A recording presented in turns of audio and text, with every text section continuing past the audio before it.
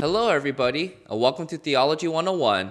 Today we are going to talk about how to fight temptation. James is going to give the final test we will all face in our faith, temptations. Now, the word translated as temptation is the same word translated as trials. Earlier, James talked about the test of trials and how God placed them in our lives to strengthen our faith. But here, James transitions to the topic of temptations. Before James talks about how we can pass this test, he wants to show us that we have the potential of overcoming temptations. Blessed is a man who remains steadfast under trial, for when he has stood the test, he will receive the crown of life, which God has promised to those who love him. To show us that we can pass the test of temptation, James gives us a picture of an athlete. The word crown was used to describe a crown worn by an athlete after winning a competition. It is a picture of victory. James adds that this crown is a crown of life, and this is referring to the crown we will receive as a reward in heaven. Everyone who competes in the games goes into strict training. They do it to gain a crown that will not last, but we do it to get a crown that will last forever. Like an athlete, we are called to prepare and train hard for the competition of life. We are called to be ready and to fight temptation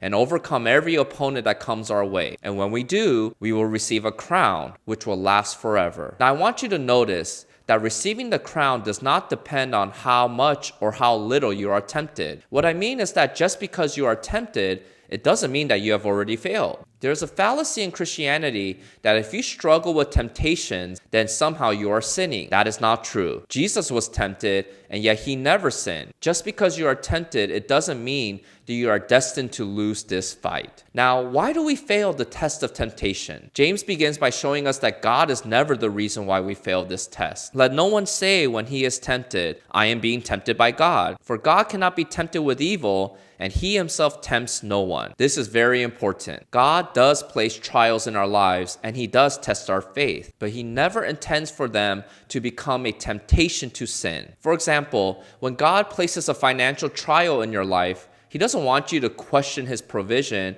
or to go out and steal. So if God gives you a trial as a test, he is not responsible for your failure to respond to that test properly. Imagine a teacher gives a test to his or her students. What is the intention of the test? No teacher gives a test with the intention of having the students respond by cheating, right? So if a student decides to cheat instead of study and gets caught and is kicked out of school, is that the teacher's fault? The teacher is not the reason why a student responds a certain way. So if God is not the reason why we failed the test, then what is the reason? Look at what James adds. But each person is tempted when he is lured and enticed by his own desire. The words lured and entice are hunting and fishing terms. To lure is to draw a fish out of water by a line, and to entice is to set a trap with a bait. Do you see the picture? When we failed the test of temptation, it is because some bait was placed in front of us and we bit it and we were hooked. Now, what was that bait? Look at what James adds. By his own desire. You see, we set the bait. Our desires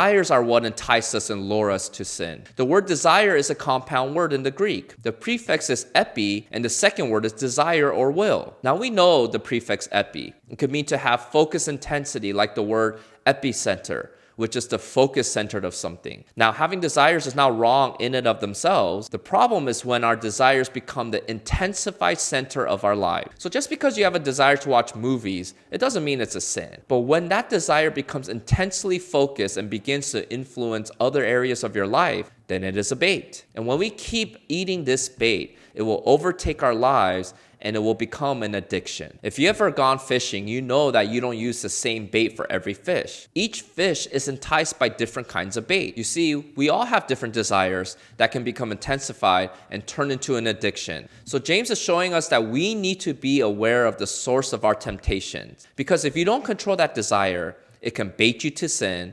Then James describes what will eventually happen. Then desire, when it is conceived, gives birth to sin, and sin, when it is fully grown, brings forth death. You want to know what happens when you keep eating that bait? You will become like a pregnant woman. That desire will give birth to sin, and that sin will grow like a baby, and at some due date, you will give birth to death. There is a chain reaction to sin, and it begins with the temptation. Listen, anytime you find yourself in sin, it began way back with the desire that went unchecked. When David committed adultery and murder, it began with the desire after looking at Bathsheba. Sin is never presented with all the consequences that will come with it. It is presented as a harmless desire. This is how we fail the test of temptation. We don't prepare like an athlete. We aren't actively avoiding the baits that come from our desires, and we let a desire go unchecked until it grows and becomes a pattern of sin. James continues, "Do not be deceived, my beloved brothers." Don't be deceived about what? Don't be deceived that God wants you to fail this test. Nor remember that God is on your side, and He wants you to overcome temptation. And in case you need a reminder, look at how James describes God. Every good gift and perfect gift is from above,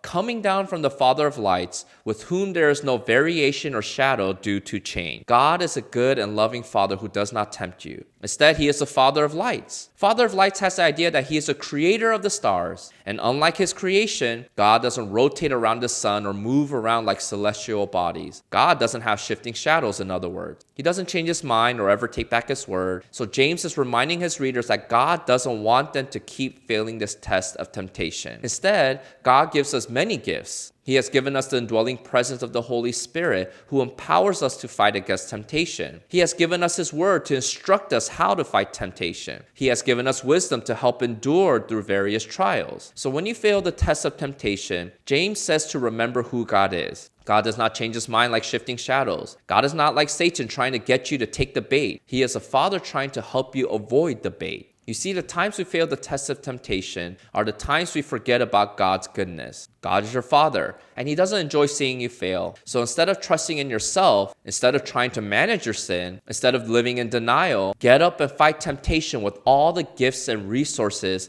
that God has given to you. Thank you to today's sponsor, On Reverence. They offer a free digital worship music app called Maskill. If you want to find out more, I'll leave some links below in the description box.